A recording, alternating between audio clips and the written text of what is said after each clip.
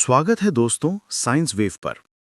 आज हम class 10 biology को एक ही वीडियो में पूरी तरह से खत्म करेंगे, एकदम आसान भाषा में, ताकि बोर्ड एग्जाम में आप टॉप कर सके। आज हम चारों चैप्टर्स को एक के बाद एक कवर करेंगे। तो चलिए बिना देरी किए शुरू करते हैं हमारे पहले चैप्टर से, जिसके बिना जिंदगी मुमकिन नहीं है, लाइफ प्रोसेसेस।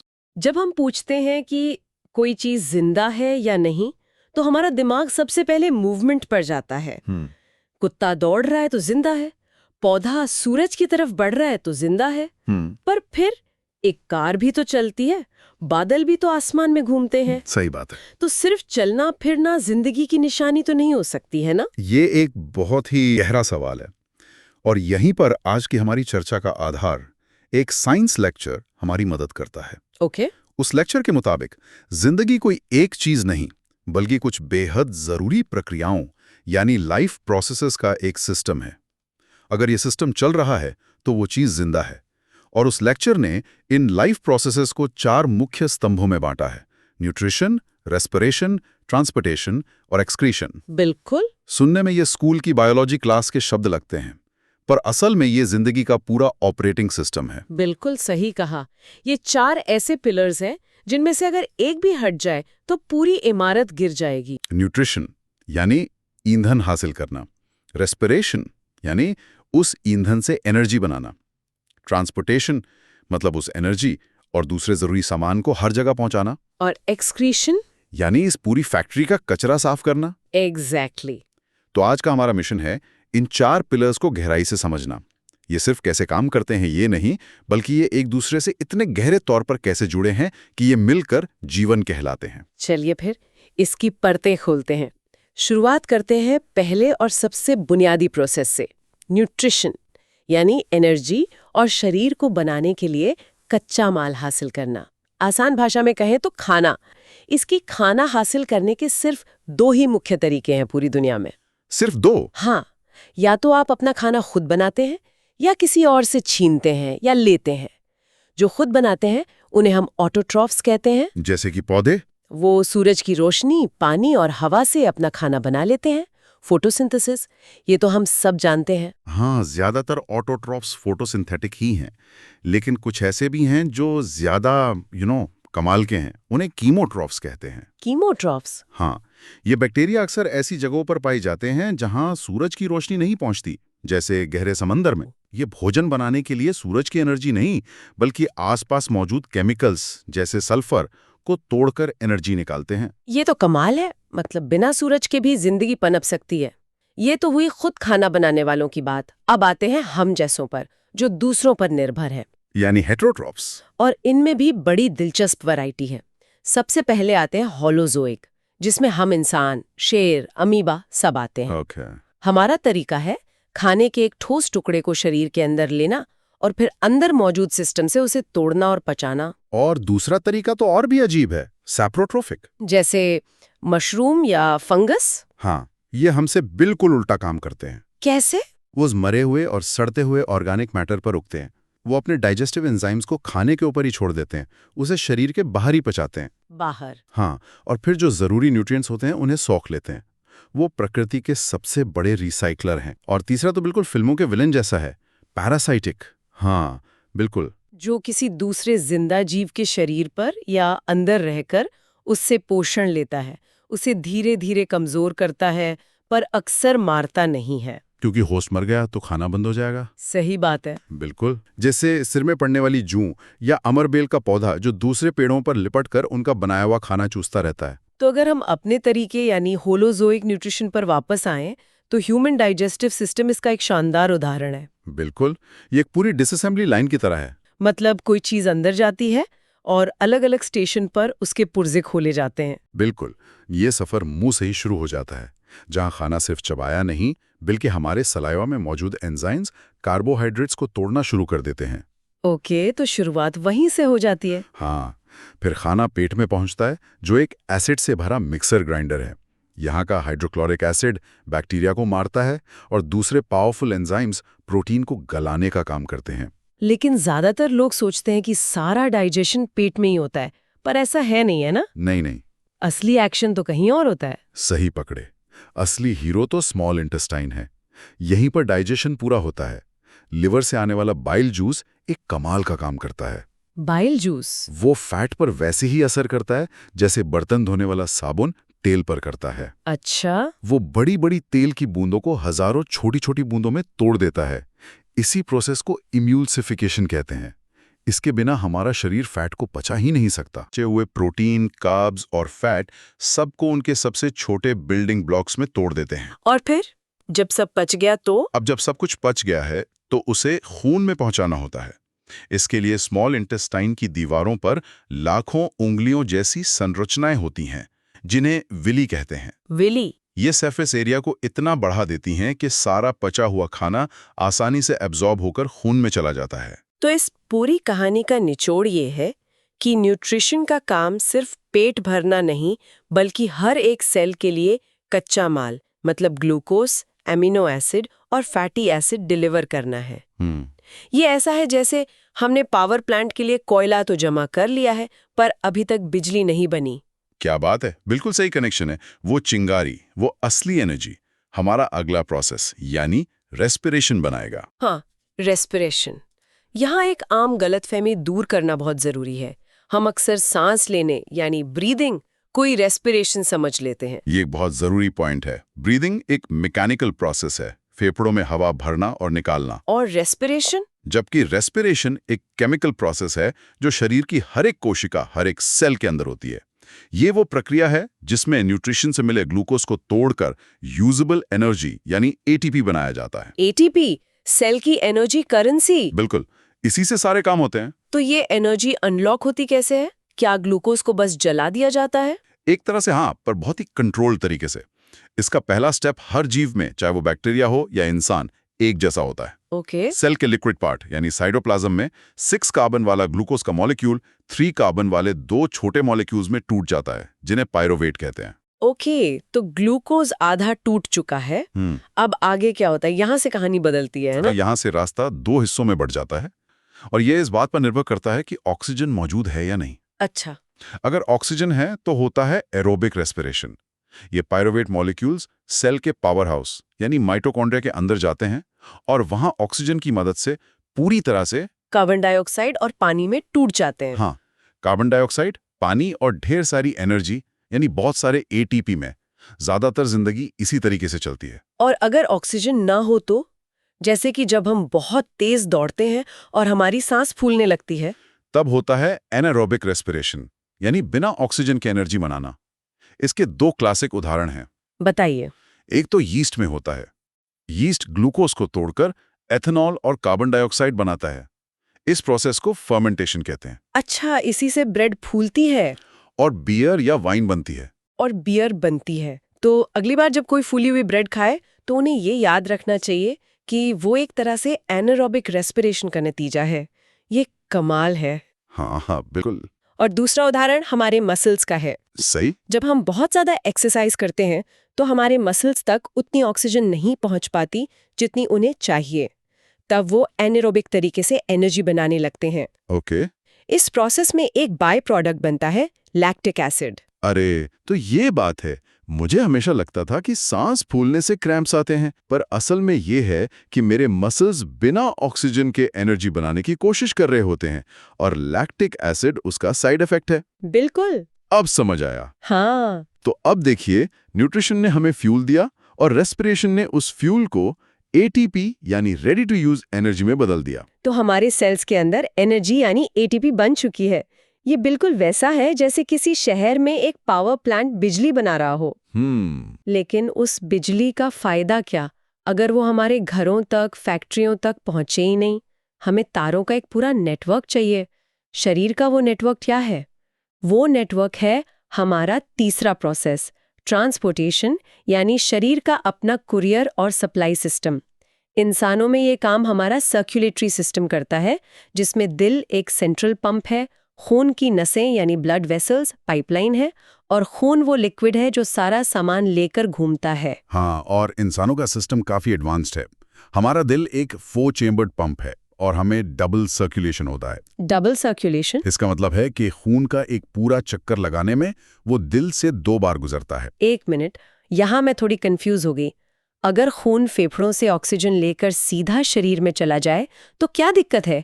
वो वापस दिल में क्यों आता है? ये तो एक एक्स्ट्रा स्टेप लगता है। बहुत अच्छा है। और यही डबल सर्कुलेशन का सार है। सोचिए, खून फेफड़ों की बहुत ही पतली पतली नसों से गुजर कर आता है, तो उसका प्रेशर बहुत कम हो जाता है। हाँ। अगर वो धीमा खून सीधे शरीर में जाएगा, तो वो हमारे पैर के अंगूठे तक एनर्जी और ऑक्सीजन पहुंचा ही नहीं पाएगा। अच्छा, तो वो वापस दिल में प्रेशर बढ़वाने आता है। एग्जैक्टली। पहला सर्किट है पल्मोनरी सर्किट। दिल डीऑक्सीजनेटेड यानी CO2 वाले खून को फेफड़ों में भेजता है। ओके। वहां एल्वियोलाई नाम के लाखों छोटे छोटे गुब्बारों में गैस एक्सचेंज होती है। खून अपना CO2 छोड़कर ताज़ा ऑक्सीजन उठा लेता है। और फिर? अब ये ऑक्सीजन रिच खून वापस दिल में आता है। यहां से शुरू होता है दूसरा सिस्टेमिक सर्किट। तो अब ये पूरे शरीर में जाएगा? हाँ, दिल अब इस ताज़े खून को पूरे प्रेशर के साथ शरीर की सबसे बड़ी धमनी एओर्टा में पंप करता है, ताकि वो हर एक सेल तक पहुंच सके। ये तो बहुत ही एफिशिएंट सिस्टम है। पर पौधों का क्या? उनके पास तो दिल नहीं है। नहीं, वो पानी को स्काई स्क्रेपर जितनी ऊंचाई तक कैसे पहुंचाते हैं? पौधों के पास दो तरह के पाइपलाइन सिस्टम है, दो अलग अलग टिश्यूज। पानी और मिनरल्स को जमीन से ऊपर पत्तियों तक ले जाने के लिए है जाइलम। जाइलम? ये एक वन वे स्ट्रीट है, सिर्फ नीचे से ऊपर। पर बिना पंप के ये ऊपर चढ़ता कैसे है? ये फिजिक्स का एक चमत्कार है, जिसे ट्रांसपिरेशन पुल कहते हैं। Transpiration pull? हाँ, जब पत्तियों की सतह पर मौजूद छोटे छोटे छेदों यानी स्टोमेटा से पानी भाप बनकर उड़ता है, तो वो अपने पीछे एक खिंचाव या सक्शन पैदा करता है।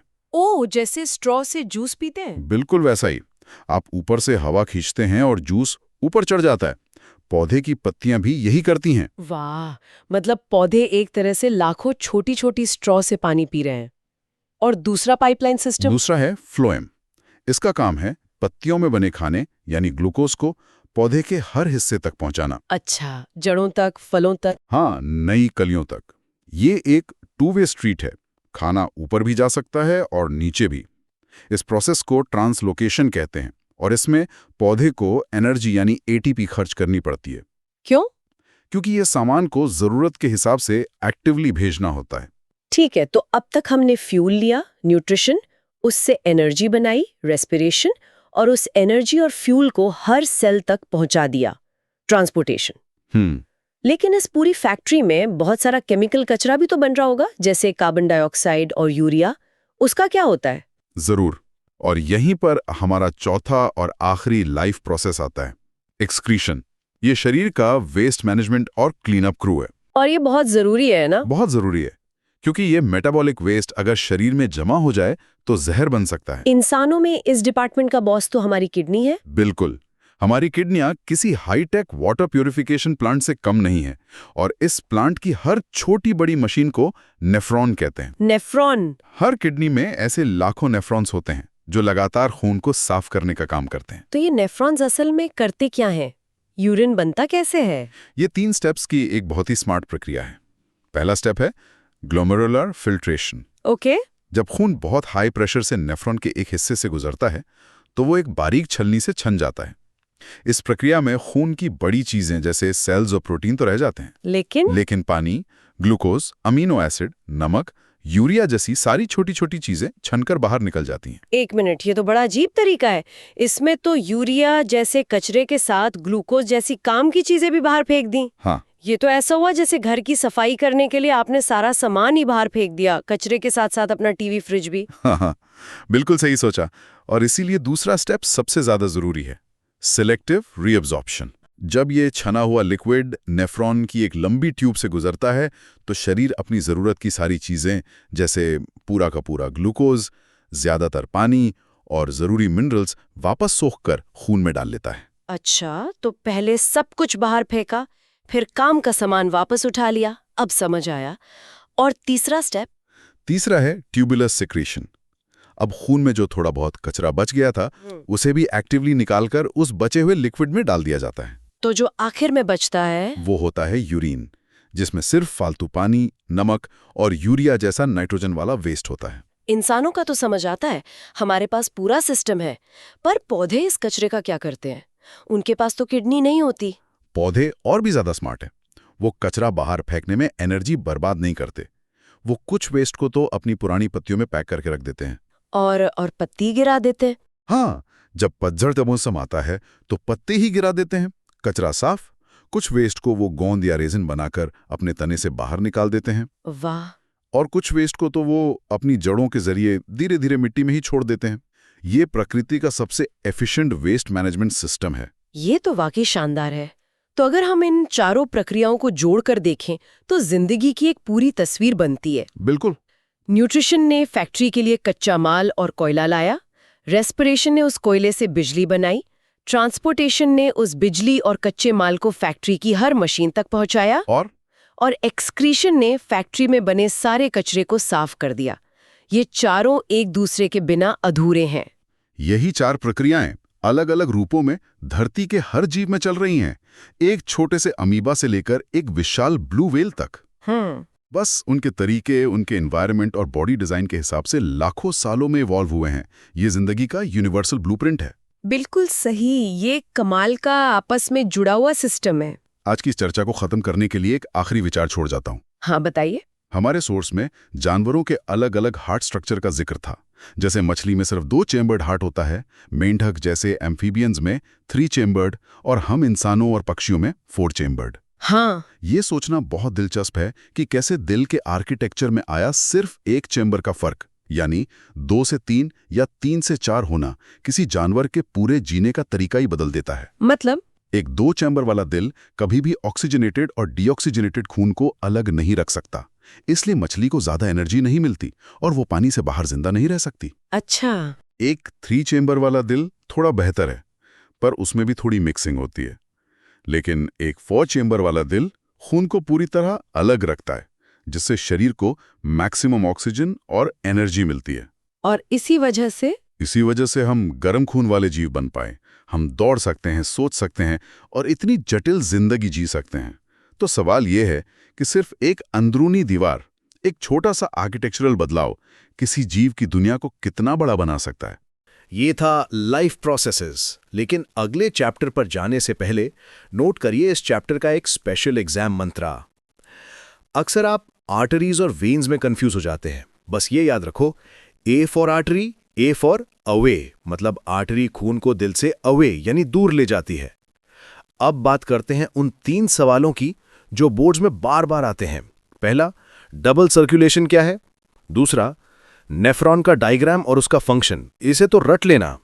और तीसरा, एरोबिक और एनारोबिक रेस्पिरेशन में अंतर। ये सवाल पक्के कर लो। चलिए अब समझते हैं कि हमारी बॉडी के फंक्शंस को कंट्रोल कौन करता है। शुरू करते हैं चैप्टर 2, कंट्रोल एंड कोऑर्डिनेशन। कभी सोचा है कि ये सब होता कैसे है? आंखें ट्रैफिक का डिस्टेंस नापती हैं, कान गाड़ी का हॉर्न सुनते हैं, दिमाग इन दोनों सिग्नल्स को प्रोसेस करके एक फैसला लेता है और पैर या तो आगे बढ़ते हैं या वहीं जम जाते हैं। और ये सब 1 सेकंड से भी कम में हो जाता है। हाँ, ये तालमेल, ये कोऑर्डिनेशन मतलब कितना कमाल का है। बिल्कुल। और ये सिर्फ बड़े फैसलों में नहीं है। गरम पतीले को छूते ही हाथ का बिजली की तेजी से पीछे हटना या अचानक तेज रोशनी में आंखों का सिकुड़ जाना, ये सब हमारे शरीर के एक इनक्रेडिबल कम्युनिकेशन नेटवर्क का नतीजा है। तो आज हम इसी नेटवर्क की गहराई में उतरने वाले हैं। ये समझने वाले हैं कि जानवरों और यहाँ तक के पौधों में भी ये कंट्रोल एंड कोऑर्डिनेशन काम कैसे करता है। हाँ, और जैसा कि हमारे स्रोतों में बताया गया है, हम इसे 10वीं क्लास के नजरिए से समझेंगे। मतलब हम बेसिक से शुरू करेंगे। जैसे हमारा नर्वस सिस्टम एक सुपर फास्ट ब्रॉडबैंड इंटरनेट की तरह कैसे है, जो पलक झपकते ही मैसेजेस भेजता है। और साथ ही हम शरीर के दूसरे कम्युनिकेशन सिस्टम को भी समझेंगे, एंडोक्राइन सिस्टम, जो हार्मोन्स का इस्तेमाल करता है। ये ब्रॉडबैंड नहीं, बल्कि एक बेहद रिलायबल रजिस्टर्ड पोस्टल सर्विस की तरह है। मतलब इसके मैसेजेस स्लो होते हैं पर उनका असर लंबा और गहरा होता है। तो सबसे बेसिक आइडिया से शुरू करते हैं, स्टिमुलस और रिस्पॉन्स। जब हम किसी गर्म चीज को छूते हैं तो हमारा हाथ हटा लेना एक रिस्पॉन्स है, ये तो साफ है। लेकिन यहाँ स्टिमुलस क्या है? बहुत अच्छा सवाल है। स्टिमुलस असल में हमारे एनवायरनमेंट में कोई भी चेंज है जिस पर हमारी बॉडी रिएक्ट करने के लिए बनी है। कोई भी चेंज? हाँ, तो यहाँ गर्मी का एहसास, वो हाई टेम्परेचर, एक स्टिमुलस है। इसी तरह खाने की खुशबू एक स्टिमुलस है और मुंह में पानी आना एक रिस्पॉन्स है। तेज आवाज एक स्टिमुलस है और हमारा चौंक जाना एक रिस्पॉन्स। अच्छा, तो स्टिमुलस वो ट्रिगर है और रिस्पॉन्स हमारा रिएक्शन। और जब शरीर के अलग अलग हिस्से जैसे आंखें, दिमाग और पैर मिलकर एक कोऑर्डिनेटेड रिस्पॉन्स देते हैं, उसे हम कोऑर्डिनेशन कहते हैं, है ना? एग्जैक्टली। ये ही कोऑर्डिनेशन इस पूरे सिस्टम का दिल है। बिना कोऑर्डिनेशन के रिस्पॉन्स या तो गलत होगा या होगा ही नहीं। सोचिए, अगर सड़क पार करते वक्त आंखें तो गाड़ी देख लें, पर दिमाग तक सिग्नल ही ना पहुंचे, या दिमाग फैसला तो ले ले पर पैरों तक कमांड ना पहुंचे, सब कुछ गड़बड़ हो जाएगा। तो ये इन्फॉर्मेशन इतनी तेजी से ट्रैवल कैसे करती है? यहीं पर हमारा सुपर फास्ट इंटरनेट यानी नर्वस सिस्टम आता है, राइट? हाँ, नर्वस सिस्टम हमारे शरीर का हाई स्पीड डेटा नेटवर्क है। इसके मोटे तौर पर 2 हिस्से हैं। ओके। पहला है सेंट्रल नर्वस सिस्टम या CNS। इसमें ब्रेन और स्पाइनल कॉर्ड आते हैं। आप इसे सरकार का हेड ऑफिस समझ सकती हैं, प्राइम मिनिस्टर और होम मिनिस्टर, जो सारे बड़े फैसले लेते हैं। एक तरह का कमांड सेंटर। और दूसरा हिस्सा जो इस कमांड सेंटर को देश के हर कोने से जोड़ता है, वो है पेरिफेरल नर्वस सिस्टम या PLNS। ये उन सभी नर्व्स का जाल है जो ब्रेन और स्पाइनल कॉर्ड से निकलकर शरीर के हर हिस्से तक जाती हैं, उंगलियों के सिरों से लेकर पैरों के अंगूठों तक। मतलब ये देश भर में फैले हुए कम्युनिकेशन केबल्स की तरह हैं। बिल्कुल, जो हेड ऑफिस तक जानकारी लाते हैं और वहां से ऑर्डर्स ले जाते हैं। और इन कम्युनिकेशन केबल्स की सबसे छोटी फंडामेंटल यूनिट क्या है? मुझे याद है, उसे न्यूरॉन कहते हैं। उसका स्ट्रक्चर भी बड़ा यूनिक होता है। बिल्कुल सही। न्यूरॉन इस पूरे सिस्टम की बेसिक यूनिट है। इसके 3 मुख्य हिस्से होते हैं। पहला डेंड्राइट, जो पेड़ की शाखाओं की तरह फैले होते हैं। इनका काम है सिग्नल को रिसीव करना। जैसे हमारे घर का एंटेना। हाँ, बिल्कुल वैसा ही। फिर आता है सेल बॉडी, जो उस सिग्नल को प्रोसेस करती है और तय करती है कि ये सिग्नल आगे भेजने लायक मजबूत है या नहीं। और अगर है तो वो सिग्नल एक्सॉन के जरिए आगे बढ़ता है। एक्सॉन एक लंबी तार या पूंछ जैसा हिस्सा है जिसके ऊपर एक प्रोटेक्टिव लेयर होती है, माइलिन शीथ, जो सिग्नल को फास्ट और बिना लॉस के ट्रैवल करने में मदद करती है। अच्छा, बिल्कुल एक इंसुलेटेड वायर की तरह। हाँ, और आखिर में एक्सॉन नर्व एंडिंग्स पर खत्म होता है, जहां से सिग्नल अगले न्यूरॉन तक भेजा जाता है। यहीं पर मेरा एक सवाल है, एक न्यूरॉन से दूसरे न्यूरॉन तक सिग्नल जंप कैसे करता है? मैंने पढ़ा है कि उनके बीच में एक छोटा सा गैप होता है, वो जुड़े हुए नहीं होते। ये इस सिस्टम का सबसे फैसिनेटिंग हिस्सा है। न्यूरॉन के अंदर सिग्नल एक इलेक्ट्रिकल इम्पल्स यानी एक छोटी सी बिजली की लहर की तरह दौड़ता है। ओके। लेकिन 2 न्यूरॉन्स के बीच के उस माइक्रोस्कोपिक गैप को, जिसे सिनेप्स कहते हैं, ये बिजली पार नहीं कर सकती। तो फिर कम्युनिकेशन टूट जाना चाहिए। नहीं, यहीं पर हमारा सिस्टम एक बहुत स्मार्ट ट्रिक अपनाता है। जैसे ही इलेक्ट्रिकल इम्पल्स पहले न्यूरॉन के अंत तक पहुंचता है, वो कुछ स्पेशल केमिकल्स को रिलीज करता है। केमिकल्स? हाँ, जिन्हें न्यूरोट्रांसमिटर्स कहते हैं। ये केमिकल्स उस सिनेप्स वाले गैप में तैरकर दूसरे न्यूरॉन के डेंड्राइट्स तक पहुंचते हैं और वहां एक नया इलेक्ट्रिकल इम्पल्स शुरू कर देते हैं। मतलब सिग्नल इलेक्ट्रिकल से केमिकल में और फिर वापस इलेक्ट्रिकल में बदल जाता है। एग्जैक्टली। एक मिनट, ये सिस्टम इतना कॉम्प्लिकेटेड क्यों है? सब कुछ इलेक्ट्रिक क्यों नहीं है? वो तो ज्यादा फास्ट होता है। एक तार से दूसरी तार में करंट तो आसानी से जा सकता है। ये बहुत बढ़िया सवाल है। ये केमिकल स्टेप, ये सिनेप्स सिस्टम को जबरदस्त कंट्रोल और फ्लेक्सिबिलिटी देता है। ये गेटकीपर की तरह काम करता है। गेटकीपर? हाँ, ये तय कर सकता है कि सिग्नल को आगे भेजना है या रोकना है। ये सिग्नल को मजबूत या कमजोर भी कर सकता है। अगर सब कुछ प्योरली इलेक्ट्रिकल होता तो एक सिग्नल शुरू होने पर पूरे नेटवर्क में आग की तरह फैल सकता था, बिना किसी कंट्रोल के। वाओ! ये केमिकल सिनेप्स सुनिश्चित करता है कि इंफॉर्मेशन सही रास्ते पर सही इंटेंसिटी के साथ जाए। ये तो कमाल है। ये सिर्फ एक गैप नहीं, एक इंटेलिजेंट चेक पॉइंट है। अच्छा, अब अगर हम अपने एक्शंस को देखें तो वो भी तो अलग अलग तरह के होते हैं। जैसे मैं अभी हाथ हिलाकर बात कर रहा हूँ, ये मेरी मर्जी से हो रहा है। पर मेरा दिल भी धड़क रहा है, जिस पर मेरा कोई कंट्रोल नहीं है। बिल्कुल। हम एक्शंस को 3 कैटेगरीज में बांट सकते हैं। पहले है वॉलंटरी एक्शंस, जैसा आपने कहा, जो हम सोच समझकर अपनी मर्जी से करते हैं। लिखना, चलना, बोलना, इन सब में हमारा थिंकिंग ब्रेन यानी सेरेब्रम इन्वॉल्व होता है। और दूसरे? जिन पर हमारा कंट्रोल नहीं है, ते रहते हैं। अच्छी बात है कि इनवॉलंटरी हैं, वरना अगर हमें सांस लेना याद रखना पड़ता तो हम सो भी नहीं पाते। इन एक्शंस में थिंकिंग इन्वॉल्व नहीं होती। लेकिन ये ब्रेन के दूसरे हिस्सों जैसे मेड्यूला से कंट्रोल होते हैं। ओके, वॉलंटरी और इनवॉलंटरी। लेकिन एक तीसरी कैटेगरी भी है जो सबसे फास्ट है, वो गरम पतीले से हाथ हटाने वाला एक्शन। हाँ, वो ना तो वॉलंटरी लगता है क्योंकि वो सोचने से पहले हो जाता है, और ना ही वो डाइजेशन जैसा स्लो इनवॉलंटरी एक्शन है। वो तीसरी कैटेगरी है रिफ्लेक्स एक्शंस। ये सडन, ऑटोमेटिक और इनक्रेडिबली फास्ट रिस्पॉन्सेज होते हैं जो हमें खतरे से बचाने के लिए बने हैं। और इसमें ना तो थिंकिंग इन्वॉल्व है, और मजेदार बात यह है कि इसमें डायरेक्टली ब्रेन भी इन्वॉल्व नहीं है। नहीं, फैसला लेता है हमारा home minister, the spinal cord. Spinal cord? Brain नहीं, होता यह है कि जैसे ही आपकी उंगली की स्किन के रिसेप्टर्स गर्मी फील करते हैं, सेंसरी न्यूरॉन एक इमरजेंसी सिग्नल बिजली की रफ्तार से स्पाइनल कॉर्ड तक ले जाता है। स्पाइनल कॉर्ड में कोई सोच विचार नहीं होता, वो सिचुएशन की अर्जेंसी को समझता है और तुरंत मोटर न्यूरॉन को ऑर्डर देता है कि हाथ की मसल्स को सिकोड़ो।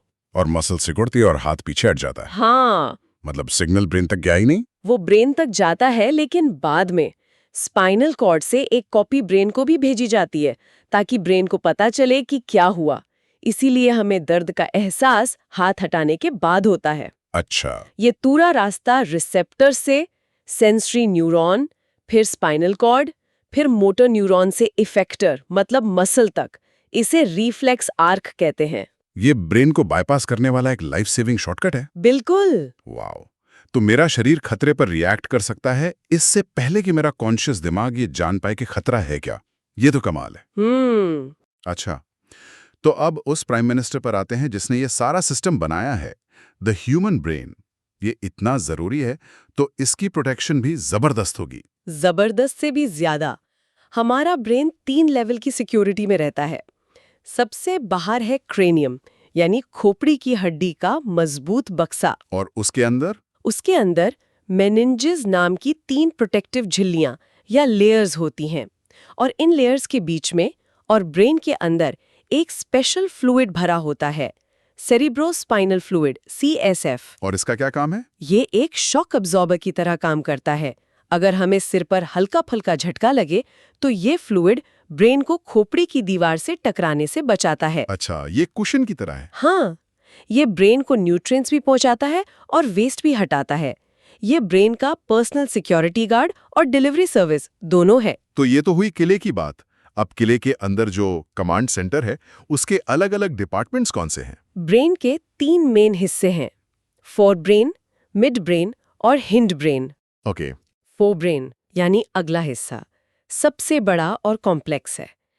इसका मुख्य पार्ट है सेरेब्रम। ये वो हिस्सा है जो हमें इंसान बनाता है।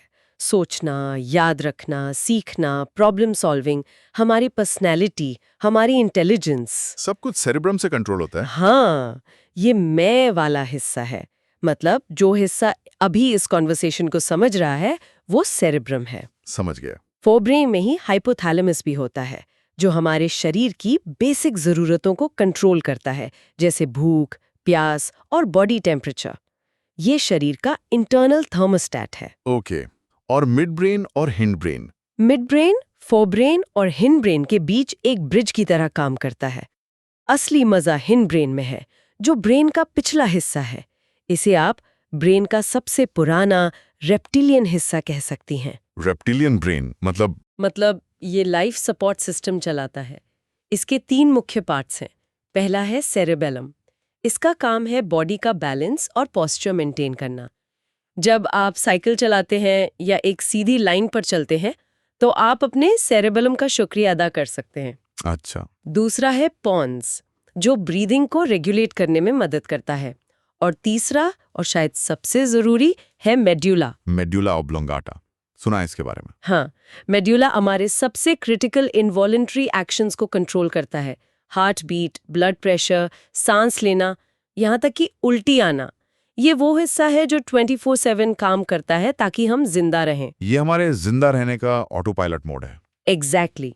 अगर किसी का सेरेब्रम मतलब सोचने वाला ब्रेन काम करना बंद भी कर दे, तब भी मेड्यूला दिल को धड़काए रखेगा। कमाल है।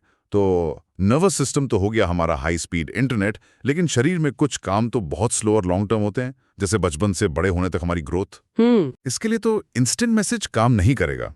इसके लिए तो कोई स्लो और स्टेडी सिस्टम चाहिए होगा। आपने बिल्कुल सही पकड़ा।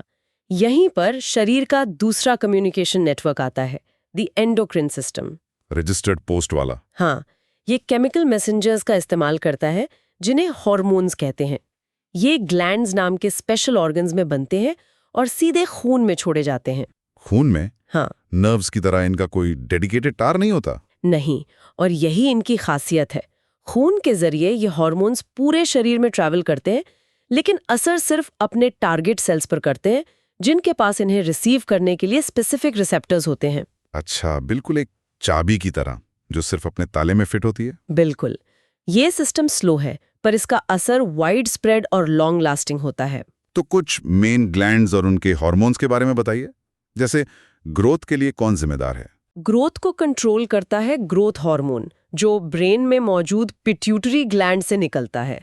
पिट्यूटरी ग्लैंड को मास्टर ग्लैंड भी कहते हैं, क्योंकि ये दूसरे बहुत से ग्लैंड्स को कंट्रोल करता है। ओके। फिर गले में थायराइड ग्लैंड होता है, जो थायरॉक्सिन हार्मोन बनाता है। ये हमारे मेटाबॉलिज्म को रेगुलेट करता है। थायरॉक्सिन बनाने के लिए आयोडीन बहुत जरूरी है, और इसकी कमी से गोइटर नाम की बीमारी हो सकती है। और जो हार्मोन आजकल बहुत सुनने में आता है डायबिटीज से जुड़ा हुआ, वो है इंसुलिन। ये पैनक्रियाज नाम के ग्लैंड से बनता है।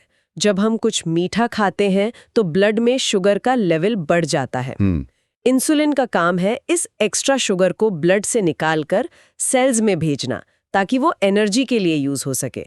जब पैनक्रियाज ठीक से इंसुलिन नहीं बना पाता तो ब्लड में शुगर बढ़ जाती है, और इसी कंडीशन को डायबिटीज कहते हैं। और वो एड्रेनालिन रश वाला हार्मोन जब अचानक कोई कुत्ता पीछे पड़ जाए और जिनके लिए तैयार करता है, दिल की धड़कन बढ़ाकर, मसल्स में ब्लड फ्लो बढ़ाकर, और डाइजेशन जैसे नॉन एसेंशियल कामों को रोककर। और शरीर को कैसे पता चलता है कि कब कौन सा हार्मोन कितना रिलीज करना है? इसके लिए बॉडी एक बहुत ब्यूटीफुल सिस्टम यूज करती है, जिसे फीडबैक मैकेनिज्म कहते हैं। ये बिल्कुल एसी के थर्मोस्टेट की तरह काम करता है। अच्छा। जैसे ही कमरे का टेम्परेचर सेट पॉइंट से ऊपर जाता है, एसी ऑन हो जाता है, और टेम्परेचर नॉर्मल होते ही ऑफ हो जाता है। वैसे ही ब्लड शुगर बढ़ने पर इंसुलिन रिलीज होता है, और शुगर लेवल नॉर्मल होते ही इंसुलिन का प्रोडक्शन रुक जाता है। एक सेल्फ रेगुलेटिंग सिस्टम है। बिल्कुल। ये सब तो हुई जानवरों की बात, लेकिन पौधे, उनके पास ना ब्रेन है ना नर्व्स, फिर वो कैसे रिस्पॉन्ड करते हैं? छुई मुई का पौधा छूने पर बंद हो जाता है। सूरजमुखी का फूल सूरज की तरफ घूमता है। ये कैसे होता है? ये एक बहुत बड़ा सवाल है, क्योंकि पौधे भी अपने एनवायरनमेंट को सेंस करते हैं और रिस्पॉन्ड करते हैं, लेकिन उनका तरीका बिल्कुल अलग है। उनमें दो तरह की मूवमेंट्स होती हैं। ओके। पहली हैं ट्रॉपिक मूवमेंट्स, जो ग्रोथ पर डिपेंडेंट होती हैं और स्टिमुलस की डायरेक्शन में होती हैं, जैसे सूरजमुखी का सूरज की तरफ मुड़ना। फोटोट्रोपिज्म। बिल्कुल, फोटोट्रोपिज्म, लाइट की डायरेक्शन में ग्रोथ। इसी तरह जड़ों का जमीन के अंदर ग्रेविटी के दिशा में जाना जियोट्रोपिज्म कहलाता है। और ये होता कैसे? ये प्लांट हार्मोन्स, जिन्हें फाइटो हार्मोन्स कहते हैं, की वजह से होता है। जैसे फोटोट्रोपिज्म में ऑक्सिन नाम का एक हार्मोन तने की उस साइड पर जमा हो जाता है जहां छांव होती है। अच्छा, छांव वाली साइड पर। हाँ, ऑक्सिन वहां के सेल्स को तेजी से लंबा करता है, जिससे तना लाइट की तरफ झुक जाता है। तो प्लांट्स के पास भी हार्मोन्स हैं? ऑक्सिन सीईओ की तरह ग्रोथ स्ट्रैटेजी तय करता है। एब्सिसिक एसिड एक रिस्क मैनेजर की तरह है, जो मुश्किल हालात में ग्रोथ रोककर कंपनी को बचाता है।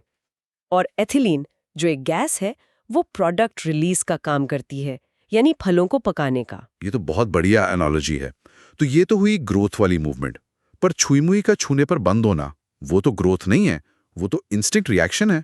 वो दूसरी टाइप की मूवमेंट है, नेस्टिक मूवमेंट्स। ये ग्रोथ पर डिपेंडेंट नहीं होती और नॉन डायरेक्शनल होती हैं। Non directional? हाँ, छुई मुई के मामले में जब हम पत्ती को छूते हैं तो एक इलेक्ट्रिकल केमिकल सिग्नल फैलता है, जिसकी वजह से पत्ती के बेस पर मौजूद सेल से पानी तेजी से बाहर निकल जाता है। पानी? हाँ, पानी के प्रेशर या टर्गर प्रेशर के कम होते ही सेल्स ढीले पड़ जाते हैं और पत्तियां बंद हो जाती हैं। थोड़ी देर बाद पानी वापस भरता है और पत्तियां फिर खुल जाती हैं। मतलब नर्व्स न होते हुए भी एक तरह का सिग्नल सिस्टम और हाइड्रोलिक प्रेशर का इस्तेमाल। कमाल है है ना? तो हमने देखा कि कंट्रोल और कोऑर्डिनेशन कितना कॉम्प्लेक्स और शानदार सिस्टम है। एक तरफ बिजली की तेजी से काम करने वाला नर्वस सिस्टम, जो हमें खतरों से बचाता है और दुनिया को एक्सपीरियंस करने में मदद करता है। और दूसरी तरफ हार्मोन्स का स्लो, स्टेडी और पावरफुल नेटवर्क, जो हमारी ग्रोथ, मूड और बॉडी के लॉन्ग टर्म प्रोजेक्ट्स को मैनेज करता है। और हमने ये भी जाना कि पौधे बिना दिमाग के भी हार्मोन्स और वाटर प्रेशर जैसी सिंपल चीजों का इस्तेमाल करके अपने एनवायरनमेंट को कितनी स्मार्टली रिस्पॉन्ड करते हैं। आज की इस पूरी चर्चा से एक सवाल मेरे दिमाग में घूम रहा है।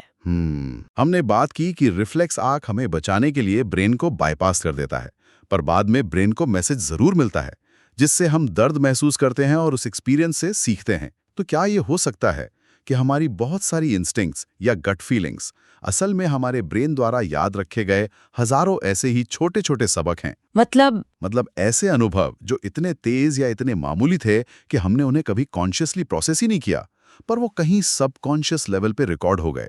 क्या हमारी गट फीलिंग असल में हमारे स्पाइनल कॉर्ड और पुराने ब्रेन की सीखी हुई विजडम है? इस पर सोचिएगा जरूर। दिमाग का खेल समझ लिया? अब बारी है इस चैप्टर के शॉर्ट ट्रिक की। प्लांट हार्मोन्स याद रखने में दिक्कत होती है, बस इतना याद रखो, ऑक्सिन का काम है ग्रोथ कराना और एब्सिसिक एसिड है विलेन जो एजिंग लाता है, यानी पत्ते गिराता है। ग्रोथ वर्सेस एंटी ग्रोथ, बस ये लॉजिक याद रखना। अब देखते हैं इस चैप्टर के सुपरहिट क्वेश्चंस। पहला, रिफ्लेक्स आर्क का डायग्राम बनाइए, ये बहुत इंपॉर्टेंट है। दूसरा, सिनेप्स क्या है और इसमें सिग्नल कैसे पास होता है। और तीसरा, डॉक्टर्स आयोडाइज्ड सॉल्ट खाने को क्यों बोलते हैं। इन सवालों को छोड़ने की गलती मत करना। अब चलते हैं एक बहुत ही इंटरेस्टिंग प्रोसेस की तरफ जिससे लाइफ आगे बढ़ती है। Chapter 3, how do organisms reproduce. School में जब भी साइंस की किताब खुलती थी और वो रिप्रोडक्शन वाला चैप्टर आता था, तो क्लास में एक अलग माहौल बन जाता था। हाँ, सब चुपके चुपके एक दूसरे को देखते थे। बिल्कुल। पर कभी ये सोचा है कि ये चैप्टर इतना जरूरी क्यों है? क्या रिप्रोडक्शन मतलब प्रजनन सांस लेने या खाना खाने जितना ही जरूरी है? देखिए, एक अकेले इंसान के लिए तो शायद नहीं, वो इसके बिना पूरी जिंदगी जी सकता है। हाँ। पर अगर पूरी की पूरी प्रजाति ने बच्चे पैदा करना बंद कर दिया तो सोचिए, अगर सारे शेर एक साथ तय कर लें कि बस अब और बच्चे नहीं, तो क्या होगा? बस कहानी खत्म। शेरों की नस्ल ही आगे नहीं बढ़ेगी और वो विलुप्त हो जाएंगे। सही। देखिए, एक अकेला इंसान बिना बच्चे पैदा किए जी सकता है, उसे कोई दिक्कत नहीं होगी। लेकिन अगर पूरी प्रजाति ऐसा करने लगे तो उसका अस्तित्व ही मिट जाएगा। और आज हम जीवन के इसी सबसे बड़े रहस्य की पड़ताल करने वाले हैं, जीवन और जीवन कैसे बनाता है। वाह। यह एक ऐसी कहानी है जो एक कोशिका वाले बैक्टीरिया के साधारण से बंटवारे से शुरू होती है और इंसानों की जटिल दुनिया तक पहुंचती है। और इस कहानी को समझने के लिए हमारे पास दो बहुत ही गहरे स्रोत हैं जिनकी मदद से हम इस विषय की हर परत को खोलेंगे। तो चलिए इस कहानी को शुरू करते हैं एक बहुत ही बुनियादी सवाल से। बिल्कुल। क्या जीव अपनी हूबहू कॉपी बनाते हैं? मतलब हम अपने माता पिता या भाई बहन जैसे दिखते तो हैं, पर एकदम उनकी जेरोक्स कॉपी तो नहीं होते। हाँ, बिल्कुल नहीं होते। किसी दोस्त की पकौड़े जैसी नाक का मजाक हम इसीलिए तो बना पाते हैं क्योंकि वो थोड़ी अलग है। ऐसा क्यों है? इसका पूरा राज डीएनए में छिपा है। डीएनए को आप हमारे शरीर का ब्लूप्रिंट समझ सकते हैं। ब्लूप्रिंट, ठीक है। जिसमें हमारी आंखों के रंग से लेकर बालों के स्टाइल तक हर चीज की जानकारी कोड की हुई है। जब भी रिप्रोडक्शन होता है तो सबसे पहला काम इसी डीएनए की एक कॉपी बनाना होता है। ओके। इस प्रक्रिया को एक फोटोकॉपी मशीन की तरह सोचिए। जब आप 100 पेज कॉपी करते हैं तो कभी कभार एक आध पेज पर स्याही का धब्बा आ जाता है या लाइन थोड़ी टेढ़ी हो जाती है। हाँ, होता है। डीएनए कॉपी होने में भी ऐसी ही बहुत छोटी-मोटी गलतियां या एरर्स हो जाती हैं। एक मिनट, तो आप कह रही हैं कि हम सब अपने माता पिता की थोड़ी सी गलत फोटोकॉपी हैं? ये तो सुनने में बड़ा अजीब लग रहा है। एक तरह से हाँ। क्या इन गलतियों का कोई फायदा भी है या ये सिर्फ गलतियां हैं? यही तो सबसे दिलचस्प बात है। ये गलतियां, जिन्हें हम विज्ञान की भाषा में वेरिएशन या विभिन्नता कहते हैं, सिर्फ गलतियां नहीं है, ये वेरिएशन ही विकास का कच्चा माल है। कच्चा माल? हाँ, हर छोटी मोटी गलती, हर वेरिएशन प्रकृति का एक छोटा सा प्रयोग है। एक उदाहरण से समझते हैं। मान लीजिए पानी में लाखों बैक्टीरिया रहते हैं जो ठंडे पानी के आदी हैं। ठीक है। अब ग्लोबल वार्मिंग की वजह से पानी का तापमान धीरे धीरे बढ़ने लगा, ज्यादातर बैक्टीरिया मर जाएंगे। लेकिन डीएनए कॉपी होने की गलतियों की वजह से शायद कुछ बैक्टीरिया ऐसे होंगे जिनमें गर्मी सहने की थोड़ी ज्यादा क्षमता होगी। अच्छा, तो वो बच जाएंगे और फिर वो अपनी संख्या बढ़ाएंगे और उनकी अगली पीढ़ी भी गर्मी सहने वाली होगी। मतलब वेरिएशन ने पूरी प्रजाति को खत्म होने से बचा लिया। बिल्कुल, ये वेरिएशन सिर्फ एक सेफ्टी नेट नहीं है, ये एवोल्यूशन का इंजन है। लाखों सालों में इन्हीं छोटे छोटे सफल प्रयोगों से डायनासोर भी बने और हम इंसान भी। अरे वाह! तो प्रजनन में होने वाली ये गलतियां असल में जीवन की सबसे बड़ी ताकत है। लेकिन इसका दूसरा पहलू भी तो होगा। हर वेरिएशन फायदेमंद तो नहीं होता होगा। नहीं, बिल्कुल नहीं। मान लीजिए किसी पतंगे, किसी मौत के रंग में ऐसा वेरिएशन आ गया कि वो अपने हरे भरे माहौल में चमकीले नीले रंग का हो गया, तो उसे कोई भी शिकारी दूर से ही देख लेगा और चट कर जाएगा। हाँ बिल्कुल। उस अकेले पतंगे के लिए वो वेरिएशन जानलेवा साबित हुआ। इसीलिए वेरिएशन एक दोधारी तलवार है। एक व्यक्ति के लिए ये नुकसानदायक हो सकता है, लेकिन पूरी प्रजाति के लंबे समय तक अस्तित्व के लिए ये बेहद जरूरी है। ठीक है, तो ये डीएनए कॉपी करने की प्रक्रिया तो सभी में होती होगी, लेकिन अमीबा और इंसानों के तरीके तो बिल्कुल अलग है। कुछ जीव तो अकेले ही अपनी पूरी आबादी बना लेते हैं बिना किसी पार्टनर के। ये कैसे मुमकिन है? हाँ, और इसी को हम एसेक्सुअल रिप्रोडक्शन कहते हैं, जहां सिर्फ एक पेरेंट शामिल होता है। इसमें ज्यादा तामझाम नहीं है, बस एक जीव से दूसरा बन जाता है जो जेनेटिकली मतलब आनुवांशिक रूप से लगभग 100% अपने पेरेंट जैसा ही होता है। ओके। इसका सबसे सरल तरीका है फिजन यानी बंटवारा। ये एक कोशिका वाले जीवों में यूनिसेलुलर ऑर्गेनिजम्स में होता है। जैसे अमीबा, मैंने स्कूल में पढ़ा था कि वो बीज से बस 2 हिस्सों में टूट जाता है। सही, उसे बाइनरी फिजन कहते हैं, 1 से 2 बनना। अमीबा का तो कोई तय आकार नहीं होता, तो वो किसी भी एंगल से 2 टुकड़ों में बंट सकता है। कैसे भी। लेकिन लिशमेनिया नाम का एक पैरासाइट है जो काला अजार बीमारी फैलाता है। उसकी बनावट थोड़ी तय होती है, इसलिए वो हमेशा एक तय लॉन्गिट्यूडनल प्लेन में ही 2 हिस्सों में टूटता है। अच्छा, ये फर्क है। तो 1 से 2 बनना समझ आता है, लेकिन मैंने सुना है मलेरिया का पैरासाइट तो शरीर में घुसते ही अपनी संख्या बहुत तेजी से बढ़ा लेता है। हाँ, बहुत तेजी से। वो भी क्या ऐसी 2-2 करके बढ़ता है? उसमें तो सदियां लग जाएंगी। बहुत अच्छा सवाल है। यहीं पर मल्टीपल फिजन काम आता है। प्लाज्मोडियम यानी मलेरिया का पैरासाइट 1 से 2 नहीं, बल्कि एक साथ हजारों डॉटर सेल्स में टूट जाता है। हजारों? हाँ, वो अक्सर अपने चारों ओर एक मोटी सुरक्षा कवच बना लेता है जिसे सिस्ट कहते हैं, और उसी के अंदर ये धमाका होता है। जैसे ही सही माहौल मिलता है, सिस्ट फटता है और हजारों नए पैरासाइट्स खून में फैल जाते हैं। बाप रे, इसलिए मलेरिया इतनी तेजी से फैलता है। और भी तरीके हैं क्या अकेले बच्चे पैदा करने के? कई हैं। एक है फ्रैगमेंटेशन। तालाब में जो हरी हरी काई तैरती है, स्पाइरोगायरा, वो इसका बेहतरीन उदाहरण है। अच्छा। जब वो पूरी तरह विकसित हो जाती है तो वो बस टुकड़ों में टूट जाती है और हर टुकड़ा एक नया स्पाइरोगायरा बन जाता है। और एक तरीका तो मुझे किसी सुपर हीरो की पावर जैसा लगता है, रीजेनरेशन। हाँ। प्लेनेरिया नाम का एक छोटा सा जीव है। कहते हैं कि अगर आप उसके 100 टुकड़े भी कर दें तो हर टुकड़ा एक नया प्लेनेरिया बना लेगा। बिल्कुल, हाइड्रा में भी ये क्षमता होती है। ये प्रकृति की एक अद्भुत शक्ति है। फिर एक और तरीका है बडिंग, जो हाइड्रा और यीस्ट में दिखता है। बडिंग? इसमें पेरेंट के शरीर पर एक छोटा सा उभार यानी बड निकलता है। वो धीरे धीरे बड़ा होता है, एक नन्हे जीव का रूप लेता है और फिर अपने पेरेंट से अलग होकर अपनी जिंदगी शुरू कर देता है। और वो ब्रेड पर जो फफूंद लग जाती है, उसका क्या? वो तो रातों रात फैल जाती है। वो कैसे होता है? वो होता है स्पोर फॉर्मेशन से। ब्रेड पर लगने वाली फफूंद, जिसे राइजोपस कहते हैं, उसके ऊपर धागे जैसे स्ट्रक्चर होते हैं जिनके सिरे पर छोटे छोटे बल्ब होते हैं। हाँ, मैंने देखा है। इन्हें स्पोरेंजिया कहते हैं और इनके अंदर हजारों नन्हे नन्हे स्पोर्स भरे होते हैं। इन स्पोर्स पर एक मोटी दीवार होती है जो उन्हें गर्मी, सर्दी, सूखे सबसे बचाती है। ये हवा में तैरते रहते हैं और जैसे ही इन्हें कोई नम और गर्म जगह मिलती है, जैसे हमारी ब्रेड, ये वहीं उगना शुरू कर देते हैं। तभी फ्रिज के बाहर रखी ब्रेड पर फंगस इतनी जल्दी हमला कर देती है। ये तो पौधों में भी होता होगा। मैंने अपनी दादी को गुलाब की एक टहनी काटकर मिट्टी में लगाते देखा है और कुछ हफ्तों में उस पर पत्तियां आ जाती थी। मुझे लगता था ये कोई जादू है। वो जादू नहीं, विज्ञान है। उसे वेजिटेटिव प्रोपगेशन कहते हैं।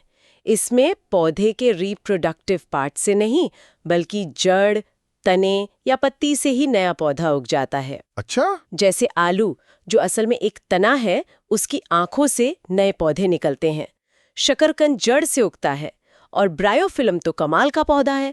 उसकी पत्तियों के किनारों से ही नन्हे नन्हे पौधे उगने लगते हैं। अरे वाह। जो आपकी दादी करती थी, उसे कटिंग कहते हैं। इसी तरह ग्राफ्टिंग और लेयरिंग भी इंसानों द्वारा इस्तेमाल किए जाने वाले तरीके हैं। ये सारे तरीके तो बहुत कारगर लगते हैं, अकेले ही पूरी आवाज ही बना लो। तो फिर सेक्सुअल रिप्रोडक्शन की जरूरत ही क्यों पड़ी? ये 2 पेरेंट्स वाला सिस्टम इतना जटिल क्यों विकसित हुआ? क्योंकि एसेक्सुअल रिप्रोडक्शन की एक बहुत बड़ी कमी है। क्या? उसमें जो संतान बनती है वो पेरेंट के लगभग क्लोन होती है। वेरिएशन बहुत कम होता है, और जैसा हमने शुरू में बात की, बिना वेरिएशन के कोई भी प्रजाति बदलते माहौल में ज्यादा दिन टिक नहीं सकती। अच्छा, सेक्सुअल रिप्रोडक्शन में 2 अलग-अलग पेरेंट्स का डीएनए मिलता है, जिससे वेरिएशन का एक जबरदस्त कॉकटेल तैयार होता है। ये प्रजाति को ज्यादा मजबूत और अडेप्टेबल बनाता है। लेकिन इसमें एक गणित की समस्या है। अगर इंसान की हर सेल में 46 क्रोमोसोम होते हैं, तो अगर 46 क्रोमोसोम वाले मेल सेल और 46 क्रोमोसोम वाले फीमेल सेल मिल गए, तो बच्चे में 92 हो जाएंगे। हाँ, तब तो बच्चे में 92 क्रोमोसोम हो जाएंगे। ये तो गड़बड़ हो जाएगी। प्रकृति के पास इस समस्या का एक बहुत ही शानदार हल है, जिसे मियोसिस कहते हैं। मियोसिस। ये एक खास तरह का सेल डिवीजन है जो सिर्फ रिप्रोडक्टिव सेल्स, मतलब गैमेट्स बनाने के लिए होता है। इस प्रक्रिया में क्रोमोसोम की संख्या आधी कर दी जाती है। अच्छा, आधी? तो इंसान के स्पर्म और एग सेल में 46 की जगह सिर्फ 23 क्रोमोसोम होते हैं। और जब ये दोनों 23 क्रोमोसोम वाले सेल्स मिलते हैं, तो बच्चे में फिर से परफेक्ट 46 का नंबर बन जाता है। वाह, ये तो बहुत ही स्मार्ट तरीका है। पौधों में ये प्रक्रिया कैसे होती है? उनका रिप्रोडक्टिव अंग तो फूल होता है ना? बिल्कुल, फूल ही पौधे का रिप्रोडक्टिव सेंटर है। कुछ फूल यूनिसेक्सुअल होते हैं, जैसे पपीते या तरबूज के, जिनमें या तो मेल पार्ट होता है या फीमेल। और कुछ में दोनों? हाँ, और कुछ बाइसेक्सुअल होते हैं, जैसे गुड़हल या सरसों, जिनमें दोनों पार्ट्स एक ही फूल में मौजूद होते हैं। और ये पार्ट्स कौन कौन से होते हैं? फूल के मेल पार्ट को स्टेमिन कहते हैं, जिसके ऊपरी सिरे यानी एंथर में पॉलन ग्रेन्स या परागकण बनते हैं। यही मेल गैमेट्स हैं। ठीक है। और फीमेल पार्ट को पिस्टल कहते हैं। इसका सबसे ऊपरी हिस्सा स्टिग्मा कहलाता है, जो चिपचिपा होता है ताकि पॉलन ग्रेन्स उस पर चिपक सकें। इसके नीचे स्टाइल नाम की एक ट्यूब होती है, और सबसे नीचे होती है ओवरी, जिसके अंदर ओव्यूल्स होते हैं, और इन्हीं में फीमेल गैमेट यानी एग सेल होता है। तो पॉलन ग्रेन्स का एंथर से निकलकर स्टिग्मा तक पहुंचना ही पहला कदम हुआ। बिल्कुल, ना? इसे पॉलिनेशन कहते हैं, सही? एकदम सही। जब ये हवा, पानी या कीड़ों की मदद से एक पौधे से दूसरे पौधे तक होता है, तो उसे क्रॉस पॉलिनेशन कहते हैं, जिससे ज्यादा वेरिएशन आता है। ओके। एक बार पॉलन ग्रेन चिपचिपे स्टिग्मा पर पहुंच गया, तो वो एक पतली सी ट्यूब बनाना शुरू करता है, जिसे पॉलन ट्यूब कहते हैं। ये ट्यूब स्टाइल से होती हुई ओवरी के अंदर ओव्यूल तक पहुंचती है। और मेल गैमेट को फीमेल गैमेट तक पहुंचा देती है? बिल्कुल, इस मिलन को फर्टिलाइजेशन कहते हैं, जिससे जाइगोट बनता है। और इसके बाद जो होता है वो एक आहा मोमेंट है। मुझे आज भी याद है जब मैंने पहली बार पढ़ा था कि जो फल हम खाते हैं वो असल में पौधे की पकी हुई ओवरी है। बिल्कुल, फर्टिलाइजेशन के बाद फूल में जादुई बदलाव आते हैं। ओवरी बड़ी होकर फल यानी फ्रूट बन जाती है। ओवरी के अंदर मौजूद ओव्यूल बीज बन जाते हैं, और जो जाइगोट बना था वो बीज के अंदर एम्ब्रियो बन जाता है। हाँ, वो विकसित होकर बीज के अंदर एम्ब्रियो बन जाता है, जो एक नन्हा सा पौधा है और सही माहौल मिलने का इंतजार कर रहा है। कमाल है। अब इंसानों पर आते हैं। यहाँ इस प्रक्रिया की शुरुआत प्यूबर्टी से होती है, वो दौर जब शरीर में बड़े बदलाव आते हैं। हाँ, जैसे लड़कों में दाढ़ी मूंछ आना, आवाज का भारी होना। और लड़कियों में ब्रेस्ट का विकास और पीरियड्स की शुरुआत, ये सब इसी का हिस्सा हैं। हाँ, ये वो समय है जब शरीर सेक्सुअली मैच्योर हो जाता है। मेल रिप्रोडक्टिव सिस्टम की बात करें तो इसका मुख्य अंग है टेस्टिस, जो स्पर्म और टेस्टोस्टेरोन हार्मोन बनाता है। ओके। ये स्क्रॉटम नाम की थैली में शरीर से बाहर होते हैं, क्योंकि स्पर्म बनने के लिए शरीर के तापमान से लगभग 2 से 2.5 डिग्री सेल्सियस कम तापमान चाहिए। अच्छा, ये कारण है। यहाँ से स्पर्म वास डिफरेंस नाम की ट्यूब से होते हुए आगे बढ़ते हैं। और फीमेल रिप्रोडक्टिव सिस्टम में? वहाँ ओवरी का जोड़ा होता है, जो हर महीने बारी बारी से एक एग रिलीज करती हैं। साथ ही ये एस्ट्रोजन और प्रोजेस्टेरॉन नाम के हार्मोन्स भी बनाती हैं। ठीक है। ये एक फैलोपियन ट्यूब में आता है, और अगर वहाँ स्पर्म मौजूद हो तो फर्टिलाइजेशन यहीं होता है। फैलोपियन ट्यूब में? हाँ, फर्टिलाइजेशन के बाद बना जाइगोट यूट्रस यानी गर्भाशय में जाकर खुद को स्थापित कर लेता है, और यहीं पर अगले 9 महीने तक बच्चे का विकास होता है। और इस विकास के लिए बच्चे को पोषण कैसे मिलता है? वो तो माँ के शरीर के अंदर एक अलग दुनिया में होता है। इसके लिए एक बहुत ही खास अंग विकसित होता है, जिसे प्लेसेंटा कहते हैं। ये किसी ज़ोमैटो या स्विगी एजेंट की तरह काम करता है। अच्छा। ये एक डिस्क जैसा टिश्यू है जो यूट्रस की दीवार में धंसा होता है और बच्चे से अम्बिलिकल कॉर्ड के जरिए जुड़ा होता है। ये माँ के खून से सारा पोषण और ऑक्सीजन बच्चे तक पहुंचाता है, और बच्चे के शरीर में बनने वाले वेस्ट प्रोडक्ट्स को वापस माँ के खून में डाल देता है। ये तो एक पूरा लाइफ सपोर्ट सिस्टम है। हाँ। लेकिन अगर एग का फर्टिलाइजेशन ना हो तो क्या होता है? तब पीरियड्स या मेंस्ट्रुअल साइकिल की प्रक्रिया होती है ना? सही। हर महीने यूट्रस इस उम्मीद में तैयारी करता है कि शायद फर्टिलाइज्ड एग आएगा। इसके लिए वो अपनी अंदरूनी दीवार को मोटा, स्पंजी और खून की नसों से भरपूर बना लेता है। एक तरह से मेहमान के लिए तैयारी करता है। बिल्कुल। लेकिन जब फर्टिलाइजेशन नहीं होता तो उस तैयारी की कोई जरूरत नहीं रहती। तब ये मोटी परत टूटकर खून और म्यूकस के साथ वजाइना के रास्ते शरीर से बाहर निकल जाती है। इसी को मेंस्ट्रुएशन कहते हैं, और ये साइकिल आमतौर पर हर 28 से 30 दिनों में दोहराई जाती है। इस पूरी प्रक्रिया को समझना एक बात है, लेकिन इसे जिम्मेदारी से संभालना दूसरी। यहीं पर रिप्रोडक्टिव हेल्थ का आइडिया आता है ना? बिल्कुल। रिप्रोडक्टिव हेल्थ का मतलब सिर्फ बीमारी से बचना नहीं है, बल्कि शारीरिक, मानसिक और सामाजिक रूप से स्वस्थ रहना है। इसमें 2 बड़ी चीजें आती हैं: अनचाही प्रेगनेंसी से बचना और यौन संचारित रोगों यानी STDs से खुद को सुरक्षित रखना। तो अनचाही प्रेगनेंसी को रोकने के लिए क्या तरीके हैं? गर्भ निरोध मतलब कॉन्ट्रासेप्शन के कई तरीके हैं। हाँ। एक है बैरियर मेथड, जिसमें कॉन्डम सबसे आम है। ये स्पर्म को एग तक पहुंचने से रोकता है। और इसकी सबसे बड़ी खासियत यह है कि ये STD से भी बचाता है। बिल्कुल। फिर है केमिकल मेथड, जैसे गर्भ निरोधक गोलियां, जो शरीर में हार्मोन्स का स्तर बदलकर एग को रिलीज होने से रोकती हैं। और कुछ परमानेंट तरीके भी होते हैं शायद। हाँ, एक इंट्रायूटेराइन डिवाइस IUD है, जैसे कॉपर टी, जिसे डॉक्टर यूटेरस में लगा देते हैं। और फिर है सर्जिकल मेथड, जो लगभग स्थायी होते हैं। पुरुषों में नसबंदी वेसेक्टमी और महिलाओं में नलबंदी ट्यूबेक्टमी। ठीक है। और STDs के बारे में क्या? STDs का खतरा भी वास्तविक है। ये बीमारियां असुरक्षित यौन संबंध से फैलती हैं। कुछ बैक्टीरिया से होती हैं, जैसे गोनोरिया और सिफिलिस, जिनका इलाज एंटीबायोटिक से संभव है। और कुछ वायरस से भी? हाँ, और जो वायरस से होती हैं, जैसे जेनिटल वॉर्ट्स और HIV एड्स, वो ज्यादा खतरनाक है, क्योंकि HIV का कोई स्थायी इलाज नहीं है। इससे बचाव ही एकमात्र उपाय है। तो आज की हमारी ये पूरी चर्चा एक कोशिका वाले जीव के बंटवारे से शुरू हुई और इंसान के रिप्रोडक्टिव हेल्थ तक पहुंची। चाहे तरीका कोई भी हो, असेक्सुअल या सेक्सुअल, सबका मकसद एक ही है: जीवन की इस दौड़ को अगली पीढ़ी तक पहुंचाना, अपनी प्रजाति के निरंतरता को सुनिश्चित करना। बिल्कुल। और इस चर्चा के अंत में श्रोताओं के लिए एक विचारणीय प्रश्न है। बताइए। स्रोत बताते हैं कि वेरिएशन या विभिन्नता बदलते पर्यावरण में किसी प्रजाति के अस्तित्व के लिए बेहद महत्वपूर्ण है। ये देखते हुए कि आज इंसानी तकनीक हमें अपने पर्यावरण को एक अभूतपूर्व स्तर तक नियंत्रित करने की क्षमता देती है, हम एयर कंडीशनर से गर्मी को मात देते हैं और दवाइयों से बीमारियों को, तो क्या हमारी प्रजाति के लंबे समय तक अस्तित्व के लिए वेरिएशन की ये जैविक अनिवार्यता आज भी उतनी ही मायने रखती है, या फिर कोई और कारक जैसे हमारी बुद्धिमत्ता या तकनीक ज्यादा महत्वपूर्ण होते जा रहे हैं? रिप्रोडक्शन का प्रोसेस क्लियर। अब लेते हैं प्रो टिप्स। यहां कंफ्यूजन बहुत होती है, तो ध्यान से सुनिए। ट्रिक 1, मेल सिस्टम स्पर्म का पाथ याद रखने का कोड है 7 up. S for seminiferous tubules, जहां स्पर्म बनता है। E फॉर एपिडिडिमिस, जहां स्टोर होता है। V फॉर वासा डेफरेंस, नली। E for ejaculatory duct. N का कोई मतलब नहीं, ये सिर्फ कोड के लिए है। You for urethra, P for penis. Code 7 up, याद रहेगा ना। Trick 2, female system. Female system का रास्ता सिंपल है।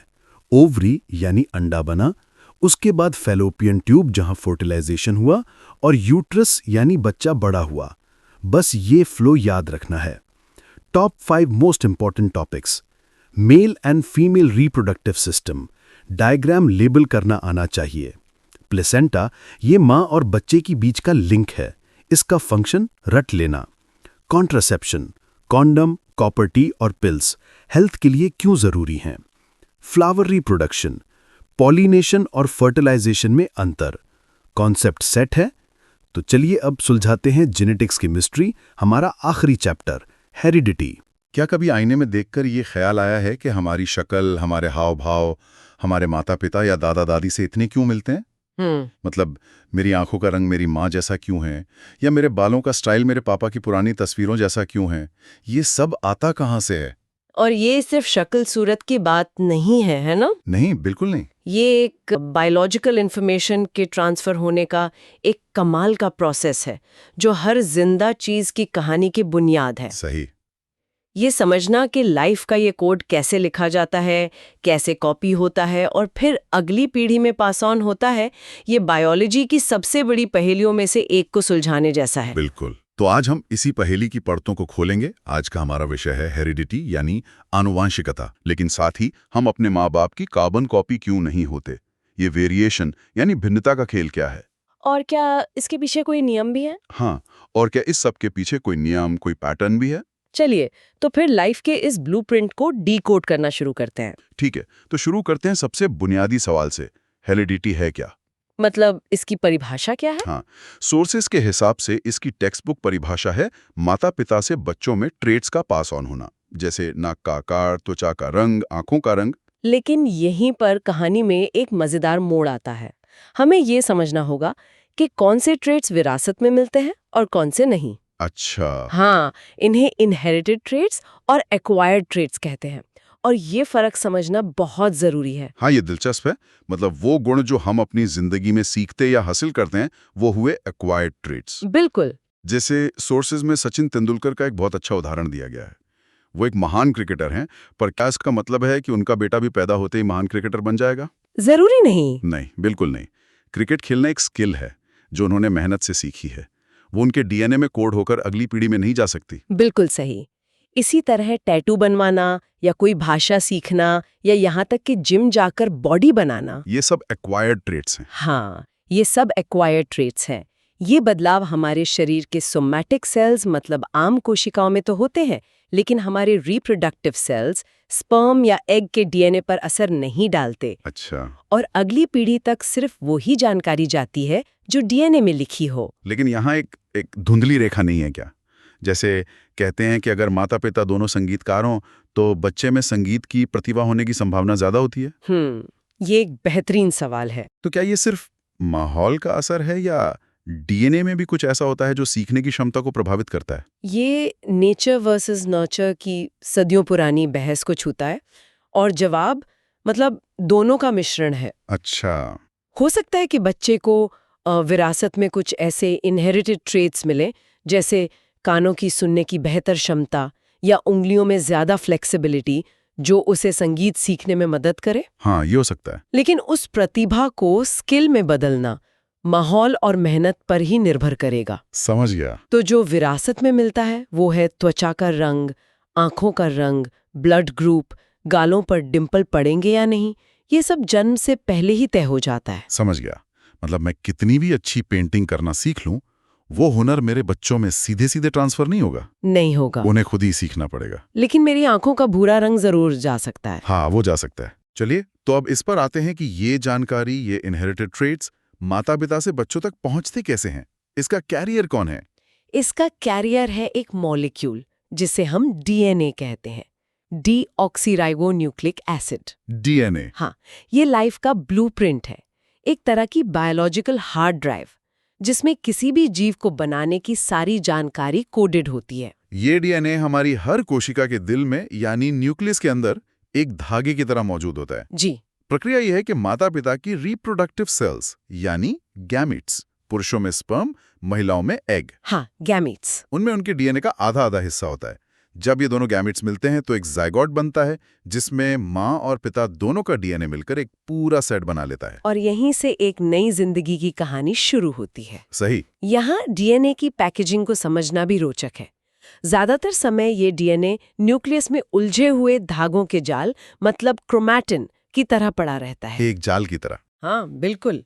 लेकिन जब सेल को डिवाइड होना होता है तो ये धागे कसकर कॉइल और कंडेंस होकर एक एक्स शेप की स्ट्रक्चर बनाते हैं, जिसे हम क्रोमोसोम कहते हैं। अच्छा। ये ऐसा है जैसे आपने एक बहुत लंबे ऊन के गोले को सलीके से लपेट कर रख दिया हो ताकि वो आसानी से बढ़ सके। और यहीं पर डिप्लॉयड और हैप्लॉयड का कॉन्सेप्ट आता है, जो मुझे हमेशा से बहुत फैसिनेटिंग लगा है। हाँ, हमारे शरीर की ज्यादातर कोशिकाएं डिप्लॉयड होती हैं, यानी 2n। 2n।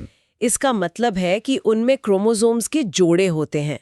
इंसानों में 46 क्रोमोसोम होते हैं, यानी 23 जोड़े। हर जोड़े में एक माँ से एक पिता से। बिल्कुल, हर जोड़े में एक क्रोमोसोम माँ से आता है और एक पिता से। लेकिन गैमीट्स यानी स्पर्म और एग खास होते हैं। वो हैप्लॉयड होते हैं, यानी n। सही। उनमें सिर्फ 23 क्रोमोसोम होते हैं, कोई जोड़ा नहीं। और प्रकृति का जीनियस देखिए, अगर गैमीट्स भी डिप्लॉयड होते तो हर पीढ़ी में क्रोमोसोम की संख्या दुगनी होती जाती है। अरे हाँ, 46 से 92, फिर 184, ये तो केओस हो जाता। सब गड़बड़ हो जाता। बिल्कुल, इसलिए प्रकृति ने ये सिस्टम बनाया। एक हैप्लॉयड स्पर्म 23 जब एक हैप्लॉयड एग 23 से मिलता है तो वो मिलकर एक परफेक्टली नॉर्मल डिप्लॉयड जाइगोट 46 बनाते हैं। वाह, इस तरह हर पीढ़ी में स्पीशीज का क्रोमोसोम नंबर स्टेबल बना रहता है। कमाल है। ये तो एक बहुत ही एलिगेंट सोल्यूशन है। लेकिन अगर हमें माता पिता दोनों से जानकारी मिल रही है तो हम उनकी एग्जैक्ट कॉपी क्यों नहीं होते? मैं अपने भाई बहनों से भी अलग क्यों हूं? इस प्रक्रिया में इतनी भिन्नता, इतना वेरिएशन कहाँ से आता है? और यहीं पर कहानी का दूसरा हीरो आता है, वेरिएशन। ये सिर्फ एक साइड इफेक्ट नहीं है, बल्कि एवोल्यूशन का इंजन है। सोर्सेज में इसका कारण बताया गया है डीएनए कॉपिंग में होने वाली छोटी छोटी गलतियां। हाँ, ये मुझे बड़ा अजीब लगा, मतलब इतनी जरूरी प्रक्रिया में गलतियां होती हैं? बिल्कुल। और मजे की बात यह है कि प्रकृति ऐसा चाहती भी है। चाहती है? हाँ, इसे ऐसे समझिए कि डीएनए कॉपी होना एक परफेक्ट प्रोसेस नहीं है। जब अरबों केमिकल लेटर्स को कॉपी किया जाता है तो छोटी मोटी गलतियां होना लाजमी है। अच्छा। ये छोटी छोटी गलतियां असल में प्रकृति का इंश्योरेंस प्लान है। ये गलतियां ही वेरिएशन है जो किसी भी प्रजाति को जिंदा रखने का सबसे बड़ा हथियार है। इंश्योरेंस प्लान, ये तो सुनने में बहुत दिलचस्प लग रहा है। इसे बैक्टीरिया के उदाहरण से समझते हैं, जो हमारे सोर्स मटेरियल में भी है। ठीक है। मान लीजिए बैक्टीरिया की एक पूरी आबादी है जो सिर्फ 15 से 25 डिग्री सेल्सियस के तापमान पर ही जिंदा रह सकती है। अगर अचानक ग्लोबल वार्मिंग हो जाए और तापमान 35 डिग्री पहुंच जाए तो क्या होगा? वो सब मर जाएंगे, पूरी प्रजाति खत्म। सही। लेकिन अगर डीएनए कॉपिंग की छोटी मोटी गलतियों की वजह से उसी आबादी में कुछ बैक्टीरिया ऐसे भी हों जो 35 डिग्री का तापमान झेल सकते हों, तब क्या होगा? तब बाकी सब मर जाएंगे, लेकिन ये कुछ अलग बैक्टीरिया बच जाएंगे और अपनी पीढ़ी को आगे बढ़ाएंगे। एग्जैक्टली। अरे वाह। तो वेरिएशन प्रजाति को बदलते माहौल के हिसाब से अडॉप्ट करने और विलुप्त होने से बचाता है। ये कोई गलती नहीं, ये तो एक फीचर है, बग नहीं। एग्जैक्टली। वेरिएशन ही एवोल्यूशन यानी विकास का कच्चा माल है। लाखों सालों में जब ये छोटे छोटे बदलाव जमा होते जाते हैं तो एक नई प्रजाति तक बन सकती है। अच्छा। और तीसरा फायदा तो हम रोज देखते हैं, वैरायटी। इसी की वजह से हमें गुलाब के इतने सारे रंग मिलते हैं, आम की इतनी किस्में मिलती हैं और एक ही माँ बाप के बच्चों में अलग अलग हुनर और शक्लें होती हैं। सही बात है। बिना वेरिएशन की दुनिया बहुत बोरिंग होती। बहुत बोरिंग। तो अगर डीएनए कॉपी में इतनी गलतियां और बदलाव होते हैं तो फिर ये पूरी प्रक्रिया अराजक यानी क्योटिक क्यों नहीं हो जाती? क्या इसके पीछे कोई नियम, कोई पैटर्न भी है? ऐसा लगता है कि किसी ने इसके गणित को सुलझाया होगा। और उस शख्स का नाम था ग्रेगर मेंडल। मेंडल, जिन्हें हम आज फादर ऑफ जेनेटिक्स के नाम से जानते हैं। मेंडल एक मॉन्क थे, लेकिन उनका दिमाग एक साइंटिस्ट और एक मैथमेटिशियन का था। बिल्कुल, हाँ। उन्होंने पहली बार बायोलॉजी में स्टैटिस्टिक्स और प्रोबेबिलिटी का इस्तेमाल किया, जो उस समय किसी ने सोचा भी नहीं था। उन्होंने अपने एक्सपेरिमेंट्स के लिए मटर के पौधे यानी पाइसम सेटाइवम को चुना। जो एक बहुत ही स्मार्ट चॉइस थी। बहुत स्मार्ट। मटर के पौधे जल्दी बड़े होते हैं, ढेर सारे बीज देते हैं और उनमें कई ऐसे गुण थे जिन्हें आसानी से देखा और गिना जा सकता था, जैसे पौधे का लंबा या बौना होना, बीज का गोल या झुर्रीदार होना। उनके काम को समझने के लिए कुछ जेनेटिक्स की बेसिक वोकैबुलरी समझनी होगी। ठीक है, ये शब्द शुरू में भारी लग सकते हैं पर असल में बहुत सीधे हैं। ठीक है, कोशिश करते हैं। पहला है जीन, जो हम सबने सुना है। हाँ, जीन। ये डीएनए का वो हिस्सा है जो किसी एक ट्रेट, जैसे आंखों के रंग, को कंट्रोल करता है। बिल्कुल। अब एक ही जीन के अलग अलग वर्जन हो सकते हैं जिन्हें एलील्स कहते हैं। हाँ। जैसे पौधे की ऊंचाई वाले जीन के 2 एलील हो सकते हैं, एक लंबेपन के लिए और एक बौनेपन के लिए। और यहीं पर डोमिनेंट और रिसेसिव का खेल आता है। डोमिनेंट अलील वो दादाजी की तरह है जिसकी मौजूदगी में रिसेसिव अलील की आवाज दब जाती है। हम लंबेपन के लिए कैपिटल टी और बौनेपन के लिए छोटे टी का इस्तेमाल करेंगे। अब आते हैं फिनोटाइप और जीनोटाइप पर। ये शब्द थोड़े भारी लगते हैं। हाँ, ये हमेशा कंफ्यूज करते हैं। क्या इसे समझने का कोई आसान तरीका है? जरूर। सोचिए, जीनोटाइप एक केक की रेसिपी है जो कागज पर लिखी है। ठीक है। उसमें लिखा है कितना मैदा, कितनी चीनी, ये अंदर की जेनेटिक इंफॉर्मेशन है। ठीक है। और फिनोटाइप वो केक है जो बनकर तैयार हुआ है और हमें दिख रहा है। मतलब जो ट्रेट बाहर से नजर आता है। हाँ, जैसे लंबा पौधा। बड़ी एनालॉजी है। और आखिरी 2 शब्द, होमोजाइगस और हेट्रोजाइगस। होमोजाइगस मतलब प्योर, जब रेसिपी में दोनों अलील एक जैसे हों, जैसे टीटी प्योर टॉल या टीटी प्योर ड्वार्फ। और हेट्रोजाइगस?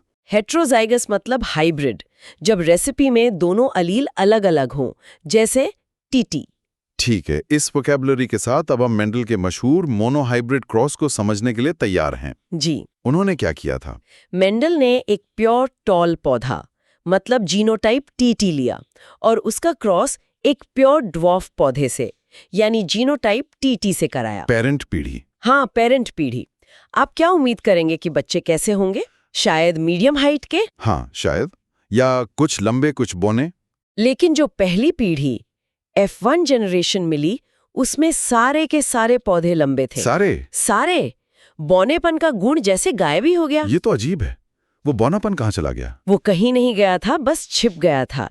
इन सभी पौधों का जीनोटाइप था टीटी। अच्छा, हाइब्रिड। हाँ। यानी उनके पास लंबेपन का डोमिनेंट अलील टी भी था और बौनेपन का रेसेसिव अलील टी भी। लेकिन जैसा आपने कहा, डोमिनेंट टी के दादागिरी के आगे रिसेसिव टी की चली नहीं। तो ये था मेंडल का पहला नियम। हाँ, लॉ ऑफ डोमिनेंस। ओह, तो बौनेपन का गुण गायब नहीं हुआ था, बस छिप गया था। वो एक पीढ़ी तक इंतजार कर रहा था सही मौका मिलने का। बिल्कुल। ये तो किसी जासूसी कहानी जैसा है। और असली जादू तब हुआ जब मेंडल ने F1 पीढ़ी के इन टीटी हाइब्रिड पौधों का आपस में क्रॉस कराया। अच्छा। जो दूसरी पीढ़ी F2 जनरेशन मिली, उसके नतीजे चौंकाने वाले थे। क्या हुआ? बाहर से देखने पर, यानी फिनोटाइप के हिसाब से 3 पौधे लंबे थे और एक पौधा बौना था। अरे, वो छिपा हुआ बौनापन वापस आ गया। ये था 3.1 का रेशियो। तो जो ट्रेट एक पीढ़ी के लिए गायब हो गया था वो अगली पीढ़ी में फिर से सामने आ गया। हाँ, और जब उन्होंने जीनोटाइप देखा तो रेशियो था 1.2.1। 1.2.1? एक पौधा प्योर टॉल था, 2 पौधे हाइब्रिड टॉल थे और एक पौधा प्योर ड्वार्फ था। वाह। इस प्रयोग से मेंडल ने अपना दूसरा नियम दिया, लॉ ऑफ सेग्रीगेशन। जिसका मतलब है? इसका मतलब है कि गैमीट्स बनते समय हर जीन के अलील्स अलग-अलग हो जाते हैं, ताकि हर बच्चे को हर पेरेंट से सिर्फ एक ही अलील मिले। ये रैंडम चांस का खेल है। ये वाकई अद्भुत है कि कैसे मटर के पौधों पर किए गए साधारण प्रयोगों से हेरिडिटी के इतने गहरे नियम सामने आए। बिल्कुल। उन्होंने डाईहाइब्रिड क्रॉस भी किया था, है ना, जहां 2 ट्रेट्स को एक साथ स्टडी किया गया। हाँ, जैसे पौधे की ऊंचाई और बीज का आकार, और उससे उनका तीसरा नियम निकला, लॉ ऑफ इंडिपेंडेंट असॉर्टमेंट। अच्छा। जिसका सीधा सा मतलब है कि एक ट्रेट की विरासत का दूसरे ट्रेट की विरासत से कोई लेना देना नहीं है। मतलब वो आजाद हैं। हाँ, पौधे की ऊंचाई का जीन बीज के रंग के जीन से आजाद होकर अगली पीढ़ी में जाता है। चलिए अब इसी जेनेटिक्स के एक और बहुत ही प्रैक्टिकल पहलू पर आते हैं, सेक्स डिटर्मिनेशन, यानी लिंग का निर्धारण। ये भी क्रोमोसोम के गणित पर आधारित है। जैसा हमने बात की, इंसानों में 23 जोड़े क्रोमोसोम होते हैं। जी। इनमें से 22 जोड़े ऑटोसोम्स हमारे शरीर के बाकी गुण तय करते हैं और ये पुरुषों और महिलाओं में एक जैसे होते हैं। लेकिन 23वां जोड़ा सेक्स क्रोमोसोम लिंग तय करता है। सही। महिलाओं में ये जोड़ा 2 एक्स क्रोमोसोम का होता है, XX। और पुरुषों में एक X और एक Y क्रोमोसोम का होता है, XY। तो जब गैमीट्स बनते हैं तो महिला के सारे एग्स में X क्रोमोसोम ही होता है। सिर्फ X। हाँ, लेकिन पुरुष के आधे स्पर्म में X और आधे में Y क्रोमोसोम होता है। तो सारी बात इस पर आ जाती है कि कौन सा स्पर्म एग को फर्टिलाइज करता है। बिल्कुल। अगर X वाला स्पर्म मिला तो जाइगोट होगा XX और लड़की पैदा होगी, और अगर Y वाला स्पर्म मिला तो जाइगोट होगा XY और लड़का पैदा होगा। इसका मतलब यह है कि बच्चे का लिंग पिता के स्पर्म से तय होता है, माँ से नहीं। और लड़का या लड़की होने की प्रोबेबिलिटी हमेशा 50-50% होती है। यह एक बहुत ही महत्वपूर्ण वैज्ञानिक तथ्य है, खासकर हमारे समाज में जहां सदियों से बच्चे का लिंग, विशेषकर लड़की होने पर, मां को दोषी ठहराया जाता रहा है। हाँ, ये बहुत होता है। विज्ञान यहां एक बहुत बड़ी सामाजिक गलतफहमी को पूरी तरह से खारिज करता है। बिल्कुल, यह एक वैज्ञानिक सच है जिसका सामाजिक प्रभाव बहुत गहरा होना चाहिए। आज की चर्चा वाकई आंखें खोलने वाली रही। हमने देखा कि कैसे हमारी शक्ल सूरत जैसे साधारण गुण असल में डीएनए, जीन और एलील के एक बेहद व्यवस्थित और खूबसूरत सिस्टम से कंट्रोल होते हैं। और मेंडल ने हमें उस सिस्टम के नियम समझाए। और ये भी समझा कि डीएनए कॉपिंग की छोटी-छोटी गलतियां, जिन्हें हम वेरिएशंस कहते हैं, असल में गलतियां नहीं बल्कि जीवन के विकास और अस्तित्व के लिए सबसे जरूरी चीज है। सही। हम सब निरंतरता और बदलाव का एक खूबसूरत संगम है। बिल्कुल। इस गहरी और विस्तृत चर्चा के लिए धन्यवाद। मैं श्रोताओं के लिए एक अंतिम विचार छोड़ना चाहूंगी। जरूर। हमने देखा कि इंसानों में लिंग पूरी तरह से जेनेटिक्स से तय होता है, लेकिन कुछ सरीसृपों यानी रेप्टाइल्स में, जैसे कछुओं और मगरमच्छों में, लिंग इस बात पर निर्भर करता है कि उनके अंडे किस तापमान पर रखे गए हैं। अच्छा, तापमान पर? हाँ, एक तापमान पर नर पैदा होते हैं और दूसरे पर मादा। ये एक दिलचस्प सवाल खड़ा करता है। हमारे अपने गुण, जिन्हें हम पूरी तरह से जेनेटिक मानते हैं, वो भी पर्यावरण से उन तरीकों से कितने प्रभावित हो सकते हैं जिन्हें हम अभी तक पूरी तरह से समझ भी नहीं पाए हैं। जेनेटिक्स का डर खत्म? तो चलिए इस चैप्टर को लॉक करते हैं एक मास्टर ट्रिक के साथ। ट्रिक है, लड़का होगा या लड़की, ये कौन डिसाइड करता है?